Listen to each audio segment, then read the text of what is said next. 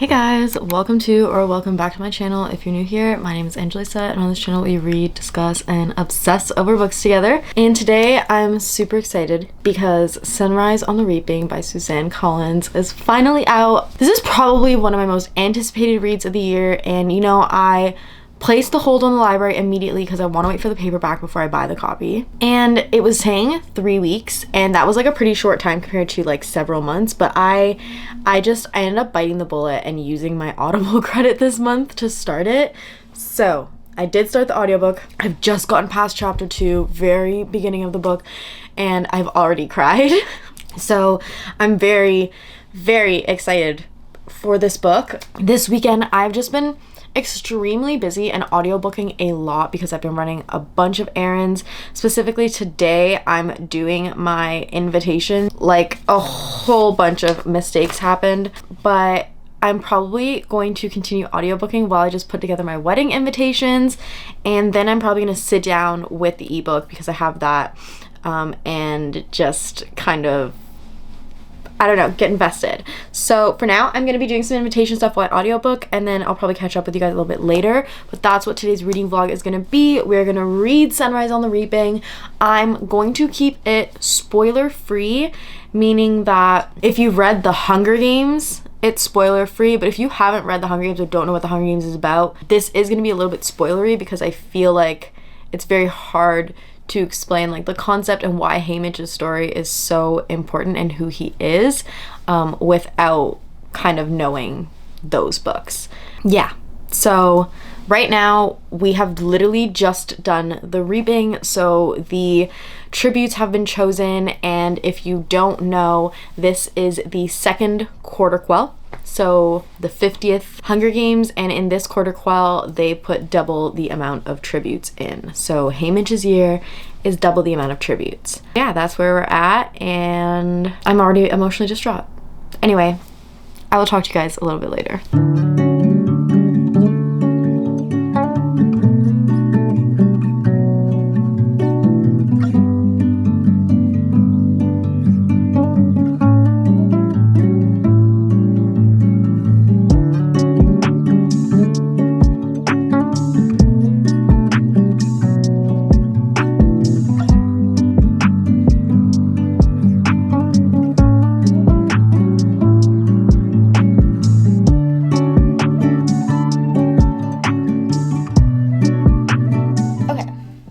As a little update, I am on chapter 8. It's been like an hour and a half of me putting together these invites. If you guys want to see, like, this is what I'm doing. Everything I'm doing like by hand. I printed everything using my printer, and I'm just, yeah. So I've been doing this for like an hour and a half. As a check-in for the audiobook, it's really good. So obviously I feel like with every Hunger Games novel, you're kind of going through the phases. Like, you have to go through the reaping, and then you have to go through the scoring and, you know, the tributes parade and like all of that. So that is obviously just like, you have to go through that stuff. But it's the actual, I find, like the dialogue and the characters in those scenes that make it.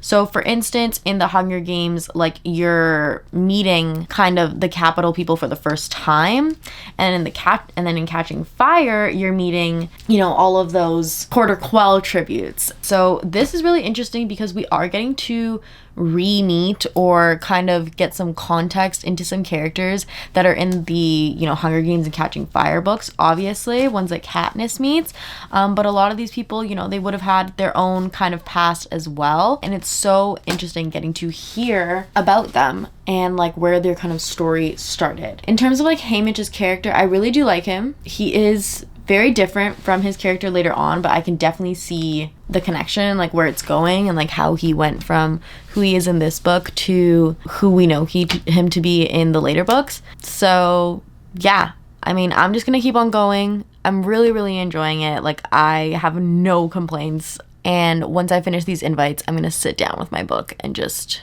enjoy.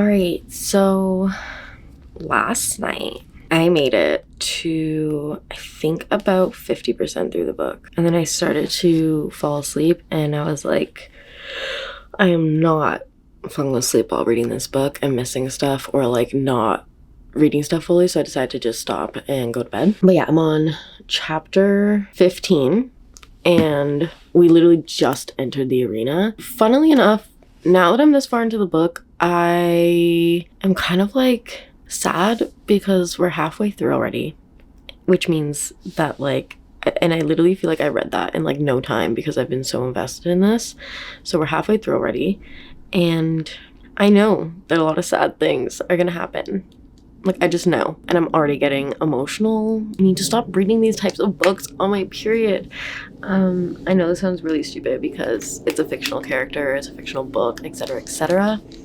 But I have always had a soft spot for Haymitch. I've always wanted to know his story, understand kind of like why he is the way he is, and getting to read this is making me so sad.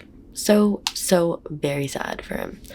So yeah, I think today I have a little bit more wedding planning stuff to do, but I am gonna spend the morning reading, and honestly, I'm probably gonna finish this book today. I'm so scared. I am so scared. Like, obviously we know who wins, but I'm so scared for how we get there because the entire plot of this book and like I had no idea. Nobody had any idea what was going on behind the scenes. So that is also very, very interesting. I will talk to you guys a little bit later.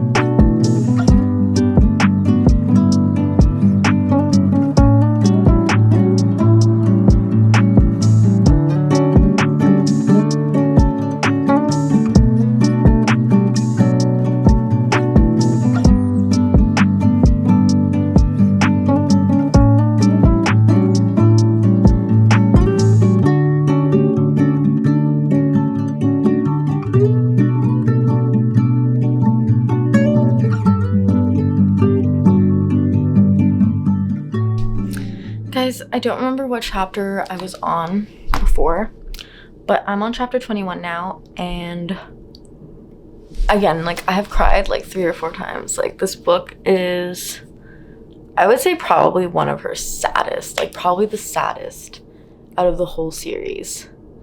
I'm probably gonna finish now because there's only like 2 hours left in the audiobook, at least at the speed that I'm listening to it. So yeah, I'm so sad. I don't want it to be over, but like I do also because I just want the suffering to be over. So I'm gonna hunker down in my bed. I might go make a coffee or something. And yeah, let's go.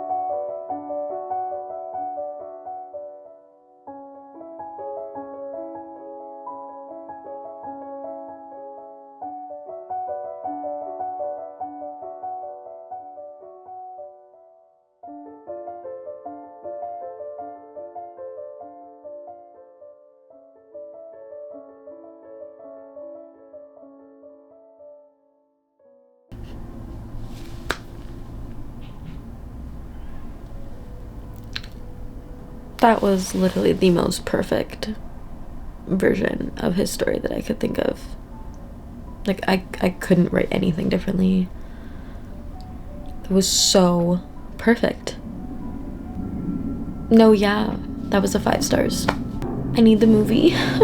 Stop. I don't know why I'm crying this much over fictional characters.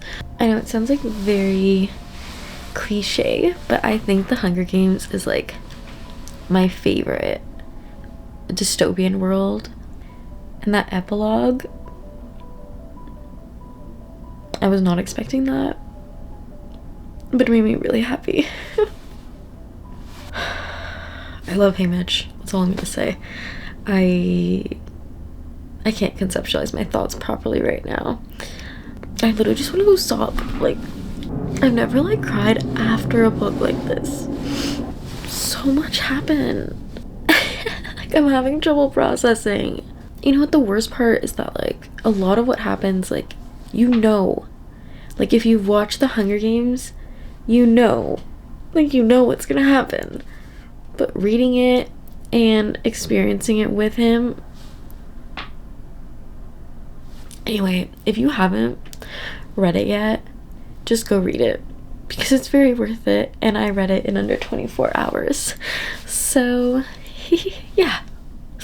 Anyway, I'm gonna end this reading vlog now and try and move on with my life and just patiently wait for this movie so I can see it on the screen. I want to see who they cast to play young Haymitch. But thank you guys so much for watching. I hope you enjoyed. Comment down below your thoughts on this book if you've read it, or if you haven't. Like, do you enjoy the Hunger Games series? What are your thoughts? Are you planning on reading it? Personally, this is one of my most anticipated reads of the year, so I'm really excited that I got to do it. I literally was audiobooking earlier and already started putting it in my journal in like the anticipated, there she is, like anticipated releases for this year. And then it's also in the Hall of Fame, obviously, because it's a 5-star. So yeah, anyway, thank you guys so much for watching. Don't forget to like and subscribe, and I hope I'll see you in the next video.